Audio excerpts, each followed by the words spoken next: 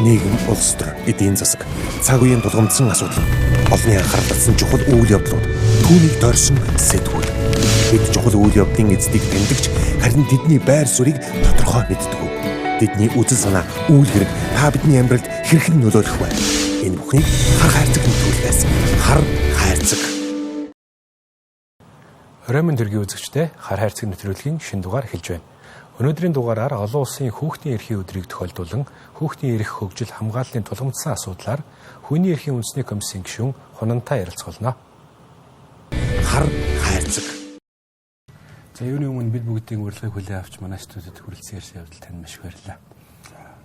Танд оройн төргийн хоёулаа танай байгууллага буюу одоо Хүний эрхийн үндэсний комиссаас сүүлд гаргасан энэ хүний эрхийн төлөв байдлын тухай 24 дахь удаагийн илтгэлийн одоо үр дүн болон одоо засгийн газар Улсын хуралд өгсөн зөвлөмжийн талаар байлаа ярилцах болно. Гэхдээ энэ хүү ярилцлага илүү эхлээд хоёлаа илүү эхэндээ хүүхдийн эрхийн талаар бол голчлон одоо төвлөрчүүлж ярилцсанаа. За энэ чинээс яхарахгүй сэртгийлгсэн олон нийтийг сэртгийлгсэн маш олон тоо баримтууд байна л да. Гэхдээ тэр дунд миний анхаарлыг олон одоо бусад хүмүүсийн анхаарлыг чсэн татж байгаа нэг тоо байв. Тэр бол одоо хүүхэд бэлгийн хүчирхийлэлд орсон байж болзошгүй шалтгаанаар шинжилгээнд орсон 4000 гаруй одоо ийм үзлэгийн тохиолдол байхад яг цагдаагийн газраас хэрэг бүртгэл одоо тооцсон энэ тоо бол 1600 гаруй буюу гэдэг нь бол сүүлийн 5 жилийн хугацаанд гэсэн үг шүү дээ. Тэгэхээр энэ тоо их зөрүүтэй байгаа байдал. Энэ одоо яагаад ийм зөрүүтэй вэ? Үүний шалтгаан нь юу юм бол гэсэн энэ асуултаар өнөөдөр ярилцлага эхлэе гэж бодож байна. За тэгэхээр Хүний эрхийн үндэсний комисс жил болгон улсын их хурлд Монгол улс дахь хүний эрх хэрэгчлөөний төлөв байдлын талаарх илтгэлээ бол өргөн барьдаг байгаа. За энэ удаагийнх буюу 24 дахь илтгэлдээ бол энэ бэлгийн хүчирхийллийн хөргөжүүлж байгаа хүүхдийн асуудлыг бүр тусгаалan оруулсан. Тэгэхээр өнгөрсөн хугацаанд энэ асуудал дээр бол бид нэр бас анхаарал хандуулж ирсэн. Үндсэндээ бол өөрсдийнхөө хэмжээнд судалгаа хийгээд хууль тогтоомжууд дээр дүн шинжилгээ хийгээд за энэ төрлийн гэмт хэргийг мөрдөн шалгадаг цагдаагийн алба хаагч нарт бас сургалт дээр явуулаад ирсэн. За тэгээд сүүлийн 5 жилийн статистикийг харах юм бол энэ тоо ерөөсөө буурахгүй байна. Жил болгон дандаа нэмэгдэж байгаа.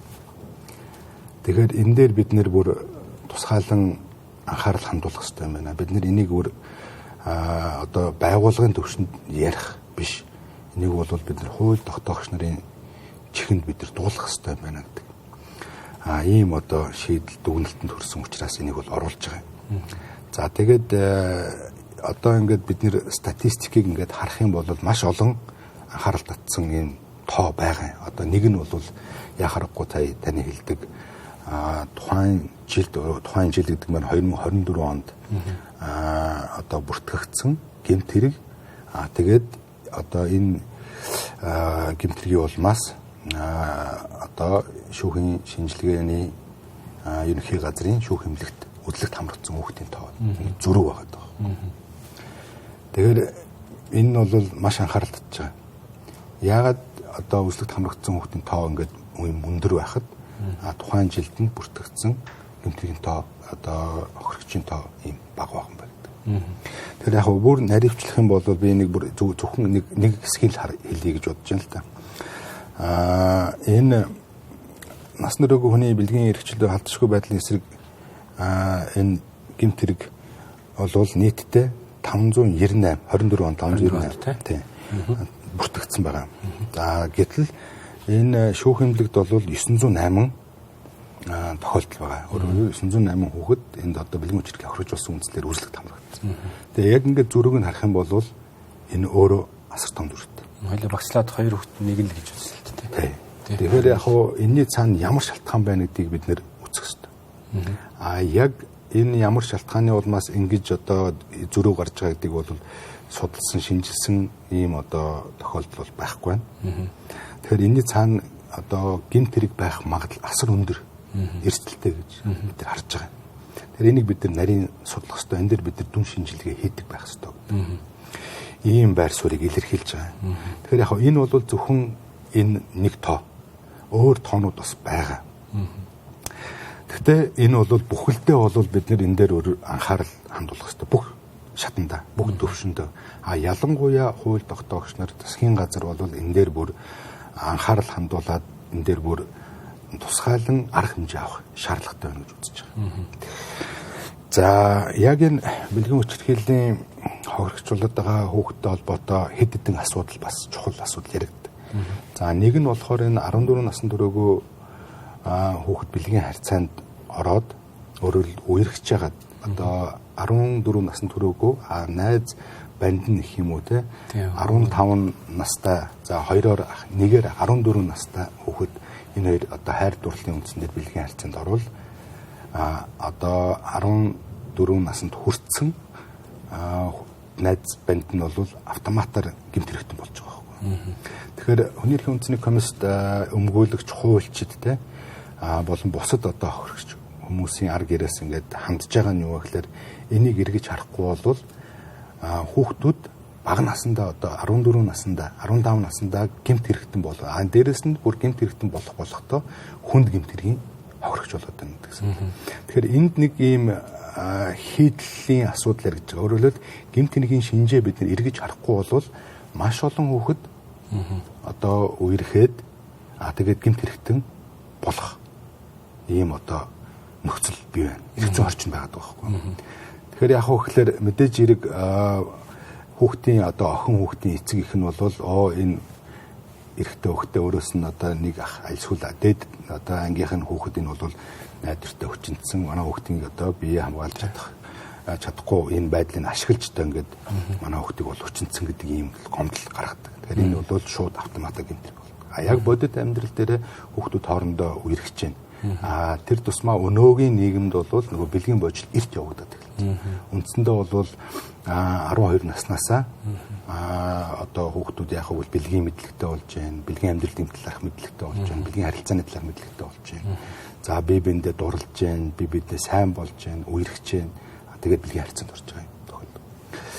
За сүүлд явуулсан судалгаагаар харах юм бол үндсэндээ 6 дугаар ангиасаа хүүхдүүд энэ бэлгийн одоо үг хэллэгтэй бэлгийн амьдралтай холбоотой үг хэллэг эдрийг бол мэддэг болсон. Аль үшээ мэддэг болсон. Зарим нь бүр энэ цахим орчноор дамжуулж энэ хүчирхийлэлд өртдөг болсон байгаа байхгүй. Тэгэхээр бол одоо юу гэдгийг өөрийнх нь чатаар юм уу те энэ сошиал хаягаар нь те одоо зураг илгээх те эсвэл одоо санал тавих ийм одоо халдлагууд бол нийтлэг бас үлдэгдэж байгаа байхгүй. Та бүгдийн хийсэн дүгнэлт судалгаанаас үндэслээд харахад энэ бүгдийн цааш шалтгаан нь юу гэж харж байгаа юм? Мэдээж бид бүхэн бүх бурууг эдийн засгийн одоо байдал руу жихэж болно. Гэхдээ тэрнээс одоо жишээ нь бол одоо бүхэл асуудал эдийн засгийн холбоотой болчих тийм үү? Орлоготой, ажилгүйдэлтэй, гэр бүл салалттай. Гэхдээ яг энэ дээрээс одоо засгийн газрын төвшөнд магадгүй хувийн хвшил одоо нийгмээрээ бид бүхэн яаж хэрхэн урьдчилан сэргийлэх ёстой вэ гэдэг дээр та бас өөрсдийнхөө мэдээлэлээс олцсон. Насан туршид хүнийг хүчтэй гэмт хэрэгтэй холбоотой судалгаанууд бэлдээд бас хийгдсэн байдаг юм. Тэгэхээр байгууллага болго мэдээж хэрэг цагдаагийн байгууллага, прокурорын байгууллага, хуулийн байгууллага, эрдэмтэн судлаачид энэ дээр санаа зовж байна. Судалгаанууд хийж байна. Шалтгаан өгслийг нь бол тодруулж байна. Таны хэлдгээр бол нийтлэг байгаа нь ерөөсөө л эдийн засгийн холбоотой. Өөрөөр хэлбэл өрхийн орлоготой холбоотой байгаа. За үүнээс гадна энэ хүний хөгжилтэй бас холбоотой, өөрөөр боловсролтой холбоотой. Өнөөдөр бид нэр одоо Монгол улсын иргэнийг багаас нь энэ хүний эрхийн талаар, энэ бусдын эрхийн хүндэтгэх талаар, нэгний эрх бусдын эрхээр хязгаарлагддаг гэдгийг, за хүний халдшгүй чөлөөтэй байдлагддаг. Хүний эрхийн талаарх мэдлэг боловсрол олгож байгаа энэ асуудал маань хангалтгүй төвшин байна. Өнөөдөр бид нар хүнээ хөгжүүлэхгүй. Энэ чиглэлээр бид соён гэрэлх ажил бас хангалттай явуулахгүй байгаадаа бас нэг талаар холбоотой. За эдийн засгийн одоо өрхийн орлого байхгүй. За гэр бүл салсан. За гэр бүлийн хүчирхийл байдаг. Эцэгхийн хараа хяналт анхаарал султай холбоотой. За дээрэс нь одоо цахим хэрэглээтэй холбоотой байна. Тэгэхээр энэ бүгдийн болвол үндсэн шалтгаан гэж тодорхойлсон байгаа. Тэгэхээр яг бидний зүгээс бол мэдээж хэрэг энэ одоо суур шалтгаанууд мөн үгүй мөн. За хүний эрхийн үндэсний комисс энэ илтгэлийн хүрээнд бид нэр өөр нэг хүчин зүйлийг бас онцлохыг хүссэн. Энэ нь юу вэ гэхээр нөгөө хэрэг шийдвэрлэх ажиллагаа маань өөрөө хүүхдэд ээлтэй биш байгаа учраас хүүхдүүд маань бас хуулийн байгууллагад хандахгүй байгаа. Тэгэхээр энэ дээр би нэг асуумаар байна л да. Яг хоёлаа бол сая шалтгаан өнөхий тоо баримтуудаа ярьлаа шүү дээ. Үнэхээр сэтгэл сэртгийлэм. Гэтэл яг энэ хүний эрхийн одоо үндэсний комиссаас гаргасан энэ хүү илтгэлийн дараах одоо нийгмийн одоо аракшн гэх юм уу тийм ээ. Реакц бол үнэхээр сул байгаа юм шиг надад санагдаж байна.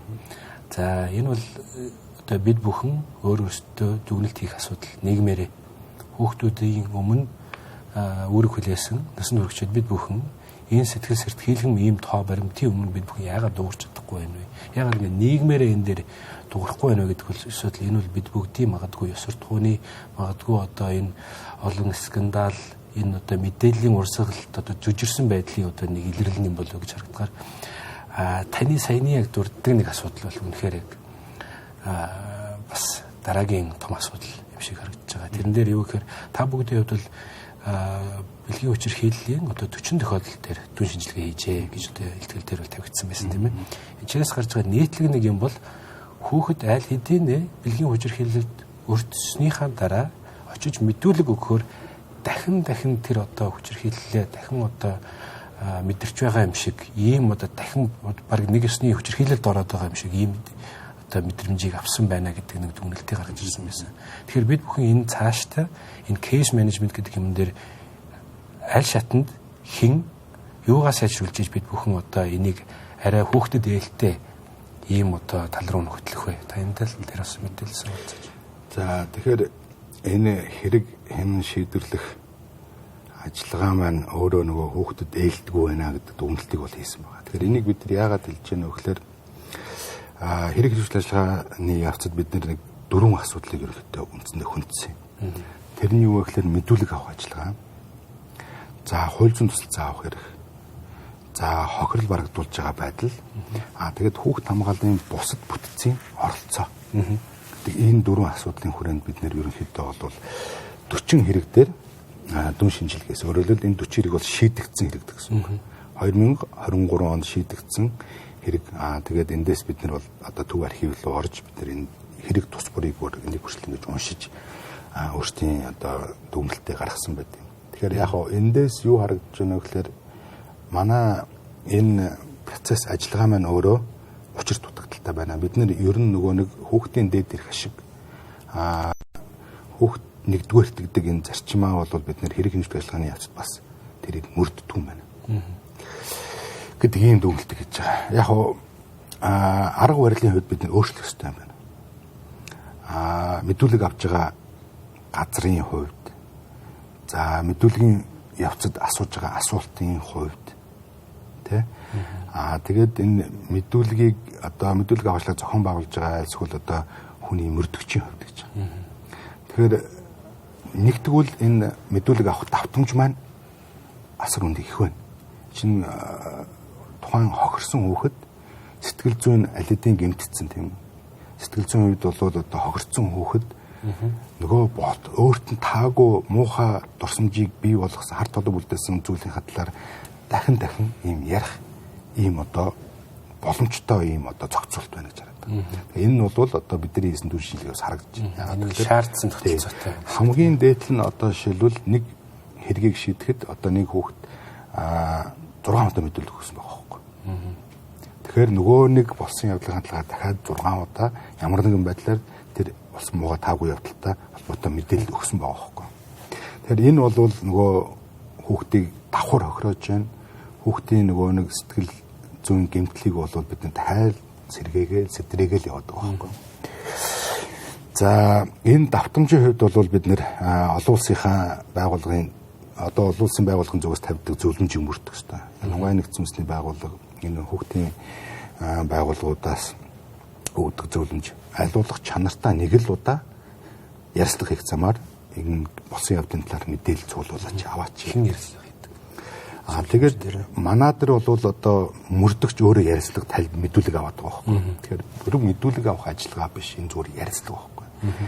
хамгийн наад зах нь мэдүүлэг авах гэхээр л хүүхдэд бол энэ өөр аюул хүнд тусна.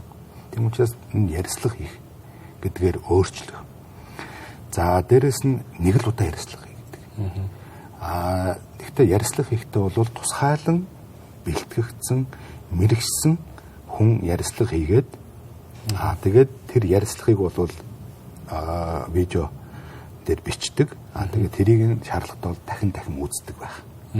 Ийм зохицуултыг бол хийгээч энийг бол олон улсын байгууллагаас зөвлөдөг байхгүй. Тэгэхээр бид нэр бол энэ зөвлөмжийг авах шаардлагатай гэж харж байгаа. Тэгэхгүй бол өнөөгийн тогтолцоогоор бол өнөөдөр давтамд нь их байна. За мөрдөгч солигдож байгаа явдал их байна. Дээрээс нь энэ ярьслах хийж байгаа мэдүүлэг авж байгаа мөрдөгчийн хувьд бол дийлэнх нь эсрэг хүсье. Өөрөөр эрэгтэй охин хүүхэд дээр болсод эрэгтэй хүн, эрэгтэй мөрдөгч мэдүүлэг аавна гэдэг чинь өөрөө айгүй харгас байгаа байхгүй. Тухайн хүүхдийн болсон явдлын талаар жоохон хүүхэд ч одоо хэдүүлээд 14 наснд хүрээгүй хүүхдийг төсөөлж байгаа. Тэр хүүхэд өөрийнхөө болсон явдлуудад эсрэг хүүсээ тий яг тэр хүүсийнх нь хүн үйлдэлсэн гэмт хэрэгтэй холбоотой асуудлыг дахиад тэр хүүсийн хүнд ярина гэдэг өөрөө айгүй том эрсдэл.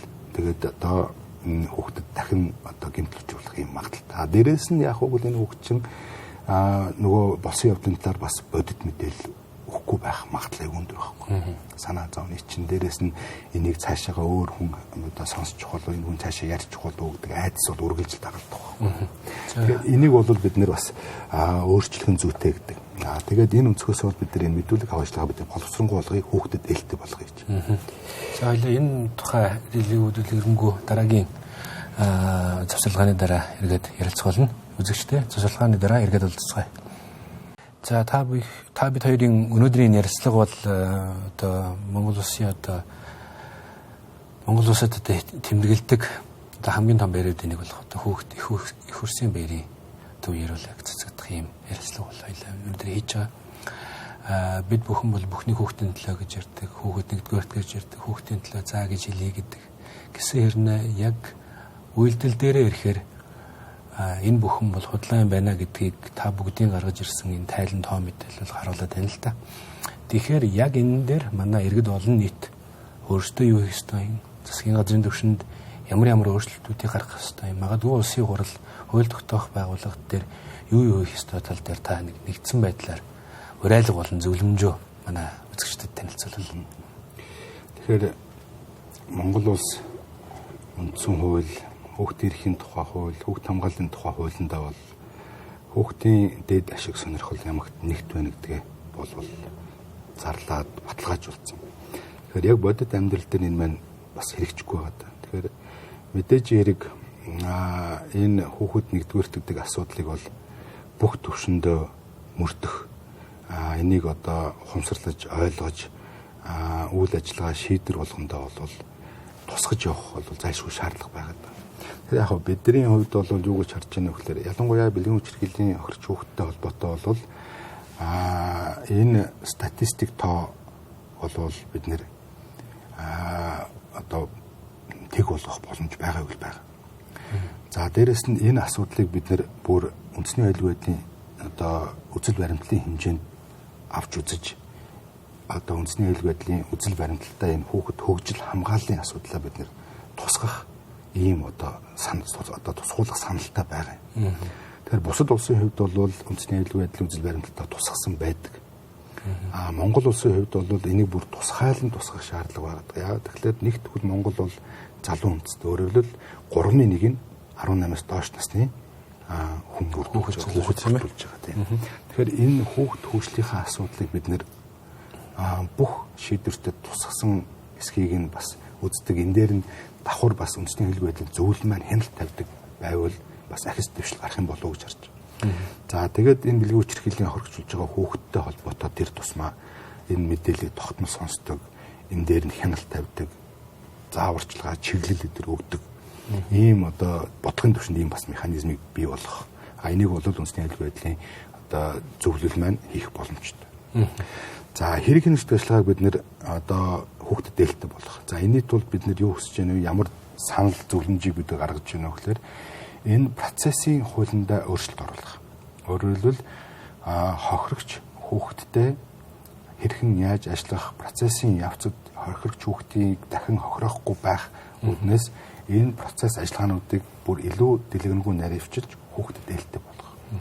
Адаглаад бид нэр 14 наснд хүрээгүй хүүхдээс ямар асуулт асуух уу гэдгийг бид нэр одоо хүүхдийн кодж өгөх тийм ээ. Хүүхдийн хөгжил, хүүхдийн бие махбод оюуны хөгжилтөнд таарсан, наснд нь таарсан байдлаар асууж ярьцлах хийх замаар мэдээлэл олж авах. Бүр төрөдгөө тухайн үеийн сэтгэл зүйн нөхцөл байдалд нь тааруулсан байдлаар ч гэсэндээ олон улсад л тэгж хийсэн байдаг шүү дээ. Тэглгүй яах вэ? Олон улсын байгууллагаас бас яг юу гэж зөвлөдөг вэ гэхээр хүүхдийн сэтгэл зүг хамгийн байжуулах тайван байдал, хэвийн байдалд оруулсны дараа тэр хүүхдэд яслах гэж мэдээлэл өгдөг.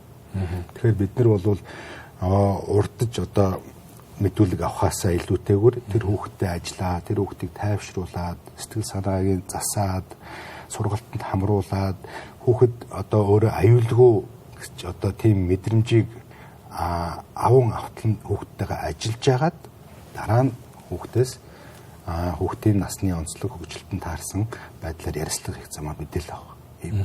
Тэгээ одоо орчин үед бол технологи хөгжиж, бид нар технологийн өгж байгаа боломжуудыг ашиглаад энэ хэрэг хэрэгжүүлэх ажиллагааг бол хүүхдэд ээлтэй бүрэн болгох боломжтой.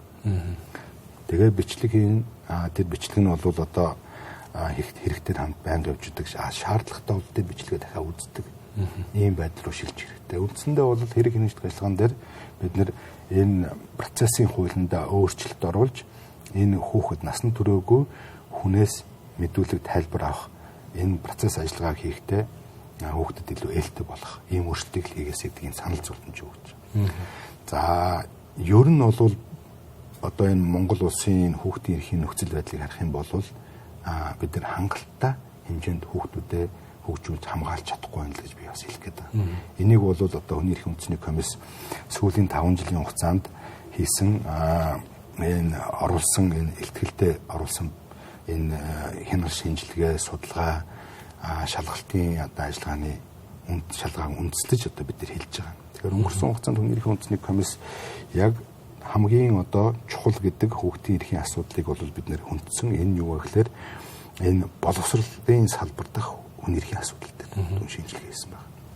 За хүүхд хамгааллын хамтарсан багийн үйл ажиллагаанд дүн шинжилгээ хийсэн. За хүүхдийн эрхийн хууль зүйн хорооны үйл ажиллагаанд дүн шинжилгээ хийсэн. За яг зорилттой бүлэг буюу бүтэн үнчин хүүхдийн эрхийн асуудал, хагас үнчин хүүхдийн эрхийн асуудал, байнгын асаргаа шаардлагатай хөгжлийн бэрхшээлтэй хүүхдийн асуудал. За тэгээд хүүхдүүдийн эрх боловсруулалтын дотор байрны асуудлыг үндэсэн. Тэгээд одоо сая бид нэр энэ бэлгийн хүчирхлийн хоригч хүүхдийн асуудлыг үндэж байна. Тэгээд энэ зөвлөмжүүдийг бол хэрэгжүүлэх шаардлагатай комиссоос одоо гаргаж байгаа. Тэгээд энэ бүгдийг үндэслээд ер нь бид нэр энэ хандлагаа өөрчлөх хэрэгтэй юм байна. Нийтээр. Одоогийн бидний харж байгаагаар бол нөгөө хүүхэд өөр эцэг эхийн өмч юм шиг. Тэгээд томчуудын үгээр байх хэрэгтэй юм шиг. Ийм хандлага байна. Хүүхдүүдийн дуу хоолойг бид нэр сонсохгүй байна. Хүүхдийн оролцоог бид нэр хангахгүй байна. Нөгөө хуулиараа баталгаажуулсан 4 бүлэг эрхийн нэг буюу энэ оролцох эрх. Үзэл бодлоо илэрхийлэх, оролцох. Аливаа нийгмийн одоо үйл ажиллагаанд, хөгжлийн явцад, үйл явцад оролцох энэ эрх бол хангахдаггүй байна. Тэгэхээр бид нэр энэ хүүхдүүдийнхээ дуу хоолойг сонсдог байна. Хүүхдүүд маань хамгийн сайн мэднэ. Өөрөөр хэлбэл тухайн хүүхдийн орчинд ямар асуудал хамгийн тулгамдсан байна. Ямар эрхэм зөрчигдөж байна гэдэг хүүхдүүд айгүй сайн. Тэр хүүхдүүд маань энэ асуудлаа хууль тогтоогч, бодлого тодорхойлогч нарт хүргэдэг. Тэр нь бас бодтой үр дүн гаргадаг ийм арга хэлбэр механизм руу бид нэр шилжих шаардлагатай байна. Тэгэхээр энэ хандлагыг бид нэр одоо бүх төвшөндөө бий болгох шаардлагатай. Хүүхд хамгааллын хуулиа бид нэр сая шинжилж батллаа. Өнгөрсөн онд 1 сард бид нэр шинжилж батллаа. 9 сарын 1-ээс хэрэгжээд эхэлж байна. За энэ хүрээнд бол хэд хэдэн бас дэвшилтэд зүйл гарсан байна. Өөрөөр хэлбэл салбар болгон хүүхд хамгааллын ямар бодлоготой байх вэ? Ямар бодлого барих вэ? Яв авч хэрэгжүүлэх хүүхдийн тодорхой болгоод өгд. За энэ хуулиар байгууллага болгон хүүхд хамгааллын бодлоготой байна гэж. Тэгэхээр бол институтын төвшөнд бол нөгөө аливаа шийдвэр, аливаа үйл ажиллагаа, гадагшаа болон дотгошоо чиглэсэн үйл ажиллагаа бол нөгөө хүүхдийн дээд эрх ашгийг хамгаалахад чиглэсэн тэр нэмт хэрэг үндэгдэг зарчим бол хэрэгжих юм боломжтой болсон. Тэгэхээр энийгээ мэдүүлээ хэрэгжүүлмээр. Энэ бүгдийн цаана түрүү хоёлаа шийдэл дээр ярьж байгаа шүү дээ, тийм ээ. Иргэд олон нийтийн хувьд бид бүхэн мэдээж нэгдүгээр энэ талаар мэдээлэлтэй, мэдлэгтэй, боловсралтай, нөгөө талдаа бас хандлага өөрчлөх шаардлагатай бол байна гэж та сая хэллээ. Аль төвшөндөө.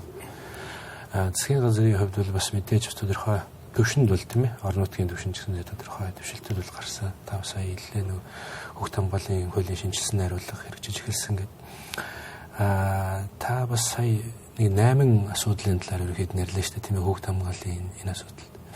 Энэ бүгдийг ингээд сонсохоор надад бол тэр дүгнэлтүүд бүгд муу байсан юм шиг шууд мэдрэгдэж байгаа байхгүй юу? Тэр дүгнэлтүүд бол ойлгомжтой юм шиг надад санагдаж байгаа. Тэгэхээр энийг сайжруулахын тулд бид нэр ерөөсөө улсын хурлын түвшинд, орон нутгийн түвшинд яхахгүй үнэхээр энэ асуудал мөнгөж харж байгаа бол ишээ төсвөө тавих хэрэгтэй. Тэгэхээр энэ дээр та бүхэн одоо улсын хурал дээр байгаа ч юм уу, эсвэл орон нутгт дээр байгаа лобби бүлгүүдтэй хамтарч одоо ингэж ажиллаж байгаа ийм зүйлүүд байна уу? Магадгүй шинэ хууль одоо жишээ нь гэр бүлийн тухай одоо багц хууль гаргаж байгаа гэж би бол ойлгож байгаа. Тэгэхээр энэ дээр бас ямар боломжууд байна? Энэ болгон дээр та бүгд төлөвлөсөн ажлууд ямар зүйлүүд ажиллагдаж байна?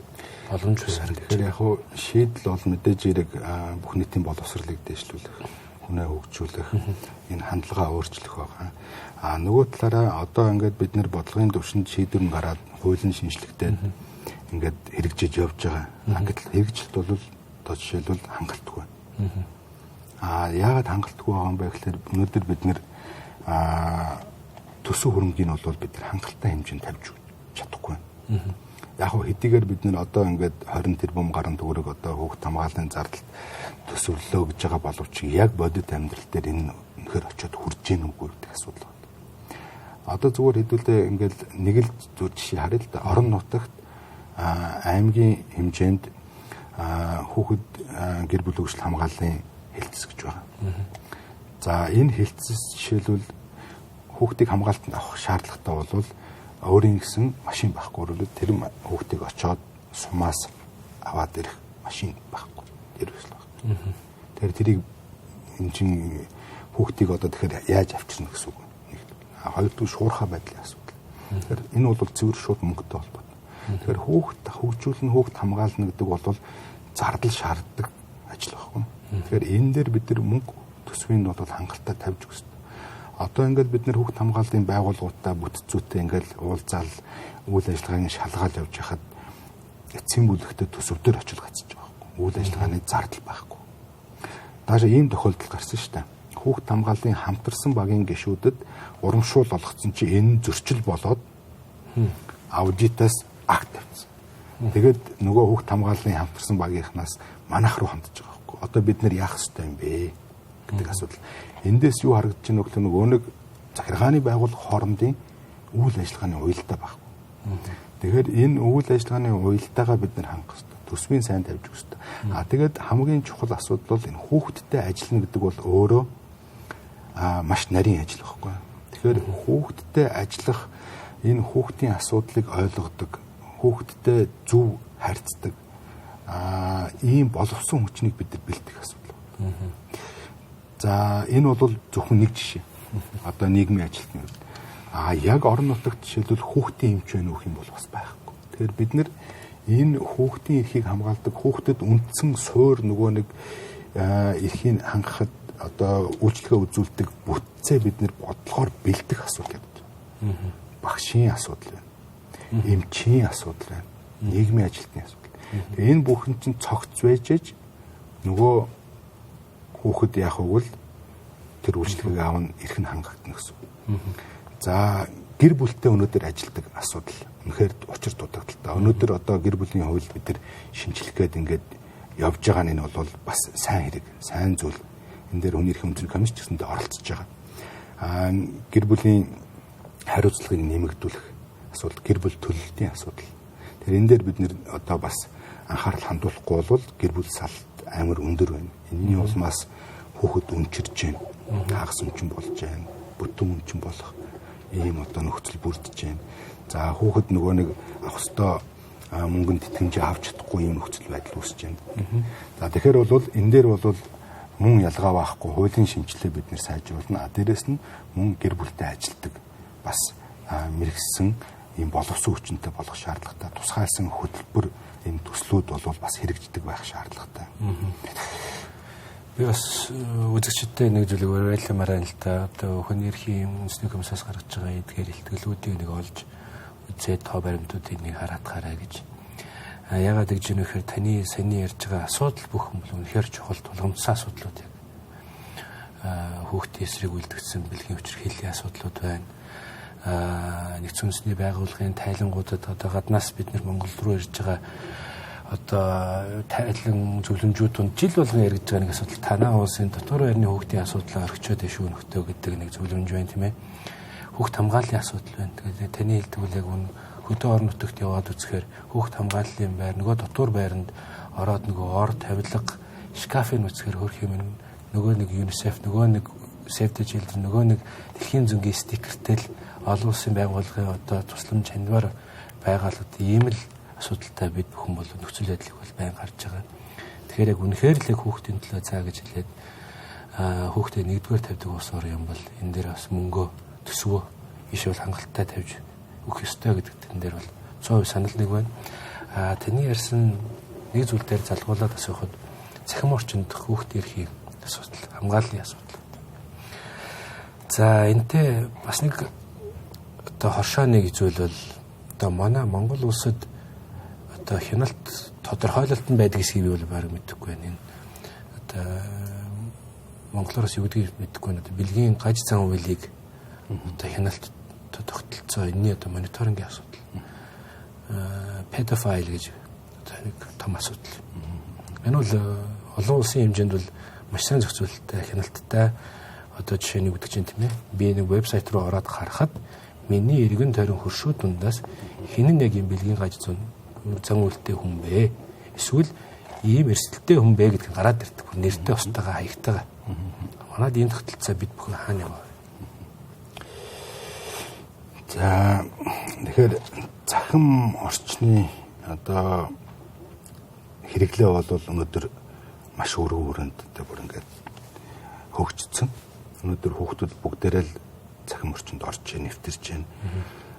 Нэг талаараа бол энэ захим орчин бол маш олон боломжийг хүүхдүүдэд олгож байна.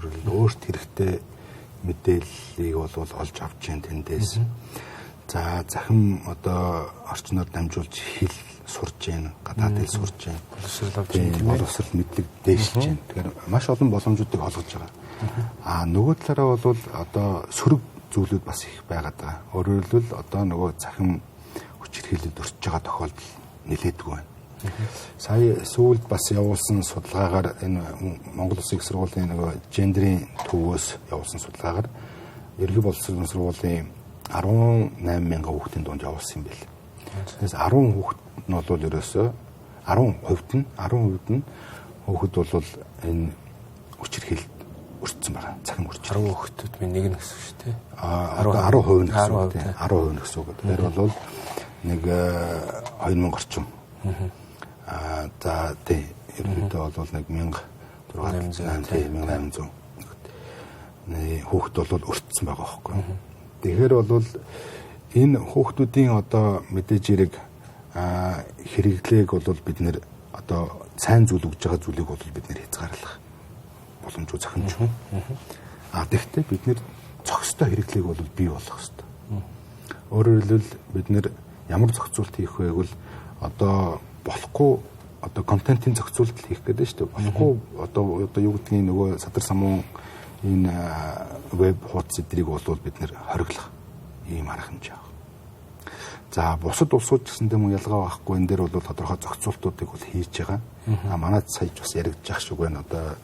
Одоо Австрали жишээл 16 наснд хүрээгүй хүүхд бол одоо Facebook юм уу одоо захим хаяг гэдэг нь байхгүй байх.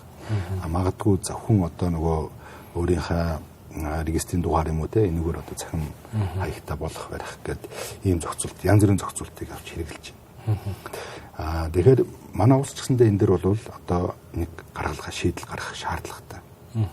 За энэ дээр бол мэдээж хэрэг судалгаанууд бол хийгдэж байгаа байх гэж харж байна.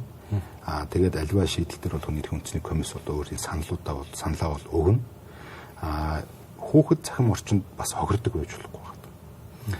Тэгэхээр бид нар бол одоо хааж хориглохоос илүүтэйгээр бас энд зохицуулт зөв зохицол хэрэглээ буюу нөгөө digital literacy гэдэг зүйлийг бид нар бас нэмэгдүүлэх шаардлагатай. Өөрөөр хэлбэл хүүхдүүдэд бид нар бас хөгжүүлэх, мэдлэгжүүлэх, боловсруулах, цахим орчинд бас одоо биеэ зөв авч явах гэдэг ийм одоо зүйл хандлагыг бол бас бий болгох ийм одоо шаардлагатай гэж харж байна. Түрүүний хэлдэг энэ нөгөө педофил буюу одоо энэ бэлгийн гаж зан үйлтэй ийм хүмүүсийн асуудал бол манад бол зохицуулагдаагүй байгаа. Тэгэхээр энэ дээр бол хүний эрхийн үндэсний комиссаас бол нарийн судалгаа хийгээд энэ зохицуултыг бий болгооч, энэ хяналт тавьдаг механизмыг бид нар бий болгооч гэдэг ийм одоо саналыг хэлж байгаа. За энэ бэлгийн гаж зан үйлтэй хүмүүсийн талаарх энэ дээр хүмүүст хяналт тавьдаг энэ тогтолцооны энэ зохицуултын талаарх бол одоо судалгааг бол хийсэн юм байлээ. Үзэл дотоодын яам цагдаагийн ерхий газар мөн одоо холбогдох байгууллагуудаас судалгаа хийгээд энэ бас хилцүүлэг болсон. Тэгэхээр энэ дээр бол хүний эрхийн үндэсний комисс бол оролцож бас байр суурь илэрхийлсэн байгаа. Тэгэхээр түрүүн таны хэлдгээр бол бусад улсад бол хяналт тавьдаг механизм байдаг. Тэгээд бүртгэл нь байж идэг. Ер нь бол энэ бол нийтлэг бас ашигладаг юм арга байгаа. Өөрөөр хэлбэл хяналт тавих. Гараад магадгүй ялаа идлээд гараад тэр хүмүүс одоо хяналт тавьдаг механизм. Тэгээд түрүүний хэлдгээр хүмүүс өөрсдөө ороод харцдаг. Иргэн тойрны эзэгч байна тий. Тэгэхээр энэ бол байдаг ийм зохицуулт. Тэгэхээр энэ дээр бол Монгол улс ч гэсэн нэг одоо шийдлээ гаргаад бид нар энийг зохицуулаад явах хэрэгтэй. Одоогор бол хяналт тавьдаг механизм байхгүй. Яг ерөнхий бол ял идлээд хүн одоо шоронгоос гарлаа гэхэд бол ерөнхий хяналт бол байгаа. Гэхдээ тэр хяналт бол одоо юу гэдгийг тагдагийн байгууллага дээр нэг ирэл за би байна шүү гэдэг ийм л юм явж байгаа байхгүй. Яг нарийн зохицуултад бол жишээлбэл байхгүй. Тэгээд дээрэс нь Монгол улсын хувьд энийг бас онцлдог энэ одоо арга барил энэ бол байхгүй байна. Ер нь бол зүгээр судалгаа хийгээд мэрэгжлийн эмчнэрийн ярьж байгаагаар бол ийм хүмүүс бол байна. Ийм өөрөөр хэлбэл ийм шинж тэмдэгтэй хүмүүс бол байна гэдэг энэ зүйлийг ярьж байгаа. Тэгэхээр энийг бол бид нэр бол алавжуулах ёстой. Энийг бид нэр хэрвээ бэлгийн хүчирхийлэл үйлдсэн хүн байх юм бол энэ шинжилгээг хийлгдэг. Яг одоо бол зүгээр ерөнхийдөө нэг сэтгцийн шинжилгээ хийж ороод хэрэг хүлээх чадваргүй юу гэдэг.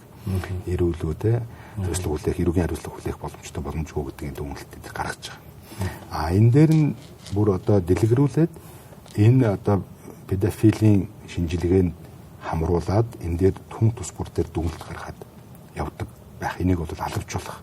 Яг хөө зөвөр ганц нэг судалгааны хүрээнд одоо юу гэдгийг те нэг хүн нэг эрдэмтэн юм эсвэл нэг байгууллага ерөнхийдөө нэг за ийм шинж тэмдэг байгаа хүмүүс хэр байна гэдэг ийм нэг удаагийн судалгаа биш. Энийг бол тогтмол хийдэг ийм зохицуулттай болох шаардлагатай.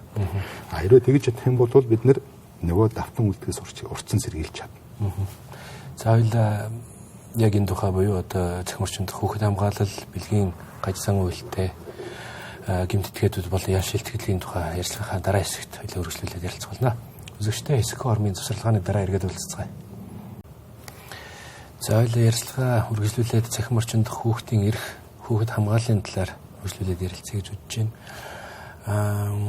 Манай өмнөх ярилцлагын одоо энэ нэвтрүүлгийн одоо ярилцлагын дугааруудаар яг энэ харилцаа холбооны салбарын мэргэжилтнээс орж исэн л таа. Тэд бүгдээ хэлж исэн мэдээлэлээс эргэж харах юм бол за Facebook, Instagram, Meta, TikTok, X гэх мэтчлээ одоо нэг хүүхдүүдийн одоо хэрэгжилж байгаа нийгмийн сүлжээний энэ компаниуд Монгол улсад одоо тавьдаг нэг асуудал нь юу вэ гэхээр танаа улс чинь нэрийг хууль нь хаанах тэгвэл одоо чиний үгдэж тийм ээ нэг хүүхдийн хамгааллын чиглэлээр ч юм уу контент татах түрүүний нөгөө ярьсан насны хязгаар тогтоох гэх мэтчлээ асуудал дээр тэгэхээр бид бүхэн за нэгдүгээрт манай хууль зүйн орчин өөр хангалттай байж чадчихна уу?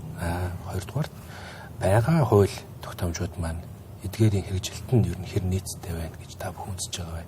Энэ тал дээр та мэдээлэл өгөөч. Ер нь бол бусад одоо улсууд хүүхэд багчуудаа бас яаж хамгаалж гинэ гэдэг зүйлийг бол бид нар бас үзэж харсан.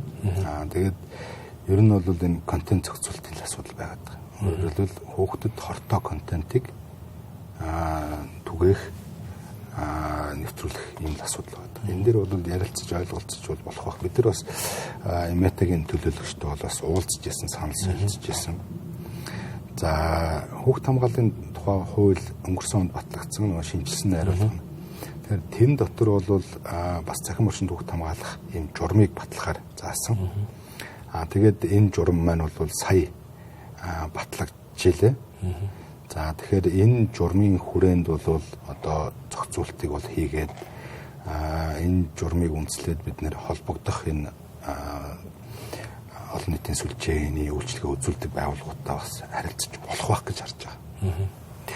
Тэгэхээр бол энэ ялангуяа энэ хүүхдийн хоройтой контент гэдэг нөгөө нэмэх 18 за дээрэс нь хүчирхийллийн энэ контентыг арахгүй байх.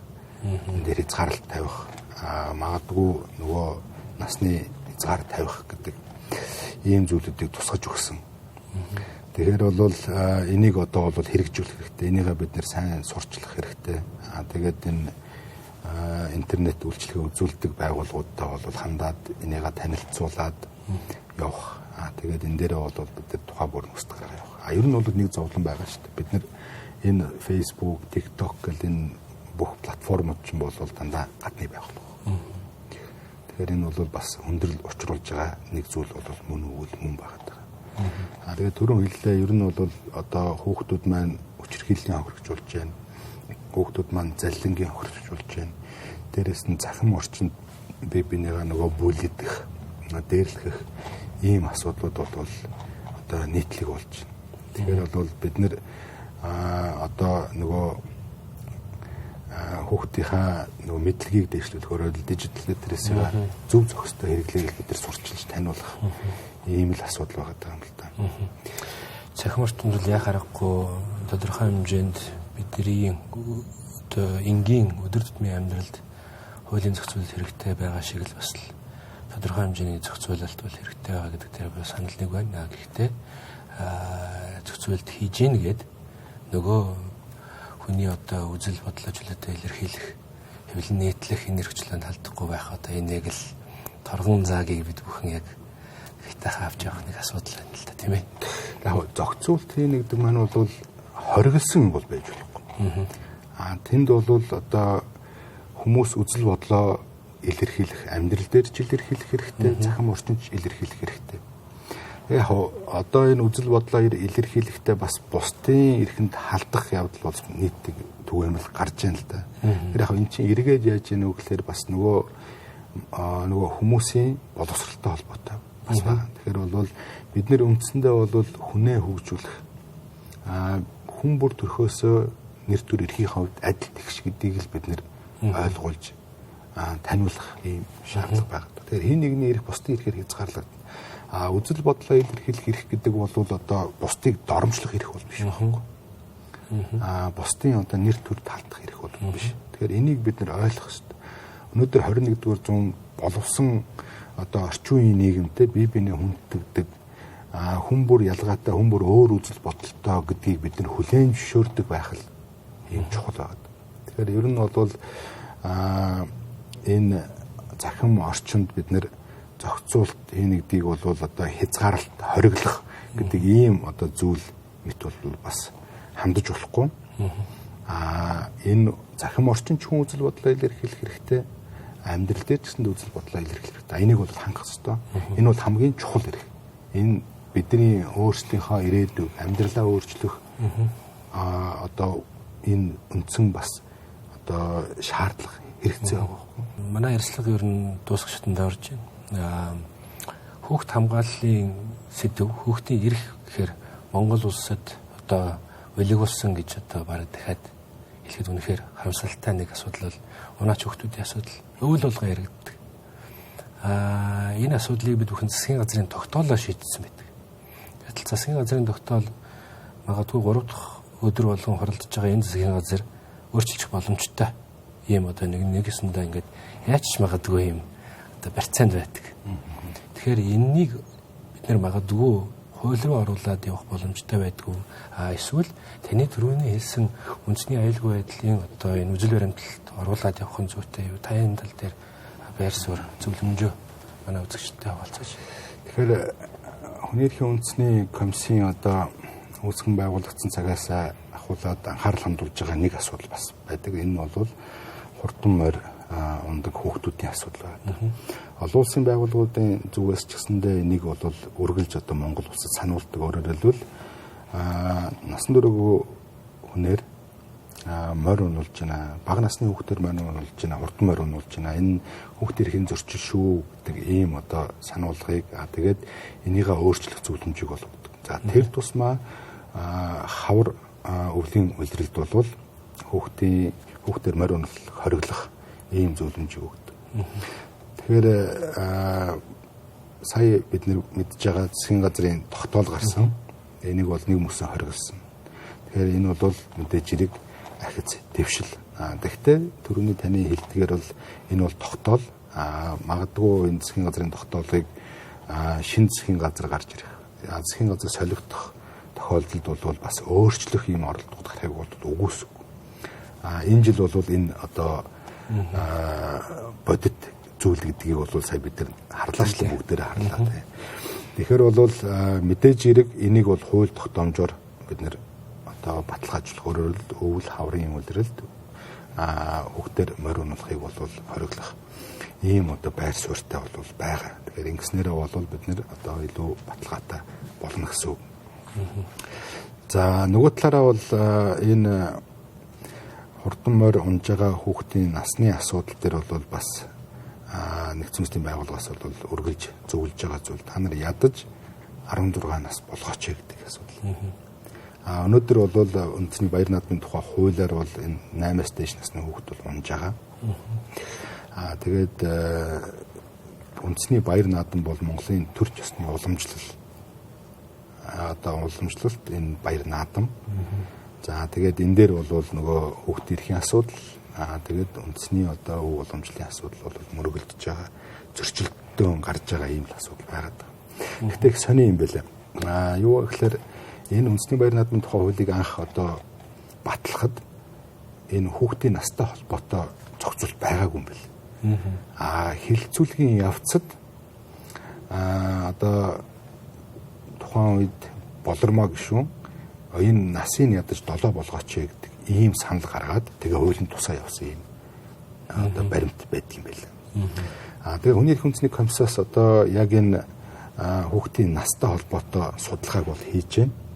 Тэгээ энэ хүрээндээ бол бид нэр холбогдох яамдаас мэдээллүүдийг авсан. Харамсалтай нь бол одоо яг энэ хүүхдийн настай холбоотой судалгаа бол төдийлөн байдгүй юм байна лээ.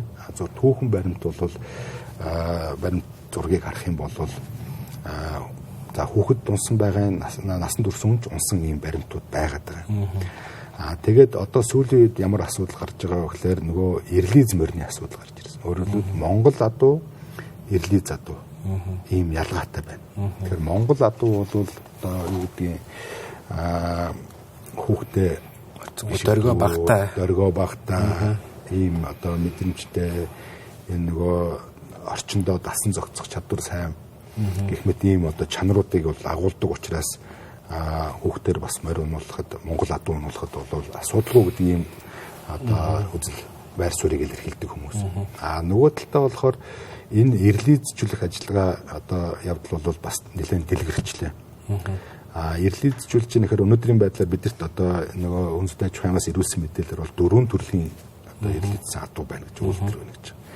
Тэгээд энэ тус бүр дээр нь жишээлбэл нөгөө нарийн дэлгэрэнгүй судалгаа хийсэн зүйл бол байхгүй. Одоо юу гэдгийг эрлийз адуу хэдэн километр хүртэл хордлох боломжтой юм. Зан ааш авирын үед бол энэ яаж өөрчлөгдсөн юм. Гэдэг ийм одоо судалгаанууд бол бас байхгүй байна. Бид нар бол юу гэж харж байна, хамгийн чухал зүйл бол энэ хүүхдийн амнаас эрүүл мэнд аюулгүй байдал гэж байна. Тэгэхээр эрлийзсэн адуу бол хэрвээ үнэхээр одоо илүү хүчтэй болсон, ааш авир нь өөрчлөгдсөн бол нөгөө хүүхэд жишээлбэл амын татах хэмжээний одоо хүч чадал гаргаж ийн үгүй гэдэг. Боломжгүй бол тэрийг хүүхдээр унуулах боломжгүй байхгүй. Тэгээд энэ судалгаа бол хийгдэг байгаа юм байна. Одоо энийг харин хийх асуудлыг бол Хүний эрхийн үндэсний комиссаас бол ярьж байгаа. Энийг бол хийлгэнэ. Тэгээд энэний ард бол бас тодорхой үр дүн гарна гэж харж байгаа. Тэгэхээр энэ бол яг миний хувь хүний бодол тэр судалгаатай судалгаагүй лиц вэ нөө Монгол вэ нөө хамаагүй бид бүхэн үнэхээр л хүүхдийн хөгжил хамгааллыг эрхийг нэгдүгээр тавьж байгаа энэ тохиолдолд соёл уламжлалаа тийм ээ хойшин тавиад хүүхдийн дээдлээд тэр бүгдийнхээ хөгжил хамгааллыг нэгдүгээр тавиад орхон зүйтэй гэсэн энэ байр суурь дээр олон залуучууд олон одоо ард иргэд маань нэгдэх болов уу гэж би бас найдаж байна. Миний төрийн ярилцлагын турш асуусан асуултууд маань шүмжлэс ерөөс огт байгаагүй шүү. Би яг миний хувийн зүгээс харж байхад бол яг үнэхээр энэ удаагийн Хүний эрхийн үндэсний комисс бол маш мундаг ажиллаж байгаа гэж би боддог. Тэгээ энэ ч гэсэндээ та бүгдийн саяны гаргасан энэ хүний эрхийн одоо хүний эрх хэрэгчлөөний одоо 24 дахь хэлтгэлээс бол илтгэн харагдаж байна гэж би бол хувьдаа дүгнэж байгаа. Тэгэхээр таны цаашдын одоо энэ хүүхдийн хөгжил хамгааллыг үндэсний аюулгүй байдлын асуудал руу оруулах үндэсний болон орон нутгийн төсөвт хүүхд хамгааллын одоо төсөв зарлыг одоо нэмэгдүүлэхийн ажил мөн одоо олон нийтийг соёныг өрөөлөхийн ажилд өндрөөс өндөр амжилтыг хүсэн ерөө бид бүгдийн урилгыг хүлээн авч оролцсонд маш их баярлалаа гэж хэлмээр байна. Баярлалаа. Үзэгчдээ энэ удаагийн дугаар маань энэ хүрээд өндөрлөж байна. Дараагийн дугаараар дахин уулзтлаа. Түр баярлалаа.